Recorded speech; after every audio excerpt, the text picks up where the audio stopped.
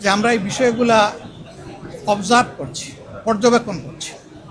আমরা পর্যবেক্ষণ করে এই ব্যাপারে প্রতিবেশী দেশ হিসেবে আমাদের যেটা করণীয় সেটা আমরা করব। 2 নম্বর হচ্ছে যে এটা পশ্চিমবঙ্গ কেন, দুনিয়ার যে কোনো জায়গায় যদি কোনো নিরীহ মানব গোষ্ঠীর উপর কোনো ধরনের জুলুম করা হয় আমরা তার বিপক্ষে।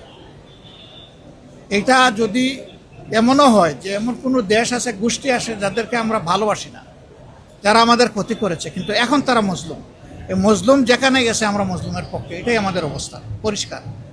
2 নম্বর হচ্ছে ইসলাম ধর্মকে সেখানে আইডেন্টিফাই আলাদা করা হবে কেন? তাদের দেশের তো সংবিধান হলো ধর্মনিরপেক্ষ সংবিধান। সেই দেশে সকল ধর্মের মানুষের তার ধর্মীয় অধিকার, তার নাগরিক অধিকার ভোগ করার পূর্ণ এখতিয়ার আছে। আমরা ইন্ডিয়া সরকারের প্রতি অনুরোধ জানাবো, বিশেষ কোনো ধর্ম, বর্ণ কিংবা গোত্রকে যেন টার্গেট করে কারো কোনো ক্ষতি সাধন করা না হয়। আমরা এটা তাদের প্রতি আহ্বান জানাবো। আর পশ্চিমের যে বিষয়টা বলেছেন এটা আরও যাচাই বাছাই করে যদি সেই রকম কোনো বিষয় আমাদের সামনে আসে, আমাদের ভূমিকা আপনারা দেখবেন ইনশাআল্লাহ। আমরা কোনো অন্যায়ের ব্যাপারেই নীরব থাকবো না। প্রতিবেশীকে আমরা সম্মান করি, কিন্তু কোনো প্রতিবেশী আমাদেরকে অপমান করবে এটাও কারো কাছ থেকে আমরা চাই না। জাপানের সবগুলা সংস্থাই আমাদেরকে আন্তরিকভাবে তারা অভ্যর্থনা জানিয়েছে এবং সহযোগিতা করেছে। আমরা লক্ষ্য করেছি একটা জিনিস, যে বাংলাদেশকে নিয়ে তাদের বিপুল প্রত্যাশা আছে, কিন্তু আবার তাদের একটা সতর্কতার বা আশঙ্কার জায়গা আছে যে তারা কি নিরাপদে সুন্দরভাবে তারা যেমনটা চায় স্বচ্ছভাবে কাজ করতে সেটা তারা পারবে কিনা। এই জায়গাটা বাংলাদেশের এখন নিশ্চিত করার দায়িত্ব। বর্তমানে সরকারে যারা আছেন তাদের প্রতি আমাদের আহ্বান থাকবে, অবশ্যই সরকারেরই দায়িত্ব হচ্ছে দেশকে এগিয়ে নেওয়ার।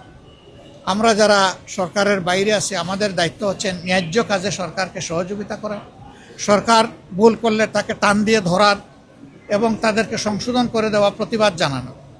সরকার যদি ভালো কাজের উদ্যোগ নেয় তাহলে আমরা বরাবর বলে আসছি, বিশেষ করে সংসদে গিয়ে প্রথম দিনই বলেছি, শেষ দিনও বলেছি যে আমরা সরকারের সকল ভালো কাজের সহযোগিতা করব। কিন্তু দেশের কোনো ক্ষতি যদি হয় আমরা নীরবে বসে থাকবো না, অবশ্যই আমরা আওয়াজ তুলব, প্রতিবাদ করব, প্রয়োজনে আমরা প্রতিরোধ গড়ে তুলব। এটি হবে একটা দায়িত্বশীল বিরোধী দল হিসাবে আমাদের কাজ। তা আমরা একটা জিনিস লক্ষ্য করেছি যে জাপান বাংলাদেশকে নিয়ে অনেক চিন্তা করে। তারা একটা কথা বলেছে যে বর্তমান সংসদটা অতীতের গতানুগতিক সংসদের একটু ব্যতিক্রম আমাদের কাছে মনে হচ্ছে। তোমরা যেমন একদিকে প্রতিবাদ করছো, আরেকদিকে তোমরা সহযোগিতাও করছো। এইভাবে যদি তোমরা তোমাদের দেশকে ভালোবাসো তাহলে আমরাও তোমাদের প্রতি ভালোবাসা বাড়িয়ে দেব। এটা কিন্তু তাদের একটা অত্যন্ত মজবুত বার্তা এই দেশ এবং জনগণের জন্য। আপনারা দোয়া করবেন এখানে। ইয়েস, আমরা তাদের সাথে আলোচনায় তারা কি করতে পারে অনেক বিষয় নিয়েই তাদের সাথে আলোচনা হয়েছে। এর মধ্যে একটা বিষয় ছিল, আমাদের দেশে আপনারা জানেন যে বিপুল সংখ্যক ক্যান্সারের রোগী আছে। তাদেরকে বাংলাদেশে আমরা ভালো চিকিৎসার ব্যবস্থা এখনও করতে পারিনি। আমাদের 2-1টা ক্যান্সার হসপিটাল ডেডিকেটেড যেগুলো আছে এগুলো এনাফ ইকুইপ না এবং সেইভাবে স্কিলডও না, যার ফলে বিপুল সংখ্যক রোগীকে অনেক কষ্ট স্বীকার করে বিদেশের মাটিতে যেতে হয়। আর যাদের বিদেশে যাওয়ার সামর্থ্য নাই তারা দুকে দুকে মৃত্যুর দিকেই ঢলে পড়ে।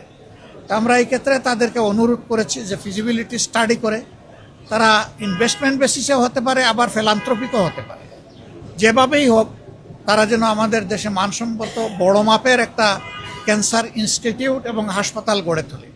শুধু হাসপাতাল হলে আমাদের লোকরা জানার সুযোগ পাবে না, কিন্তু এটা যদি ইনস্টিটিউট হয় তাহলে হাইয়ার স্টাডির দরজা খুলে যাবে, আমাদের আরও কিছু স্কিল লোক তৈরি হওয়ার একটা ব্যবস্থা হবে। তো তারা বিষয়টাকে সক্রিয় বিবেচনায় নিয়েছেন। আমরা আশা করছি যে এই ব্যাপারে তারা ইতিবাচকভাবেই আগাবেন। এরকম অনেক বিষয় তো আলোচনা হয়েছে, অল্প সময়ে 7-8 ঘন্টার আলোচনাকে সামারাইজ করা খুব কঠিন।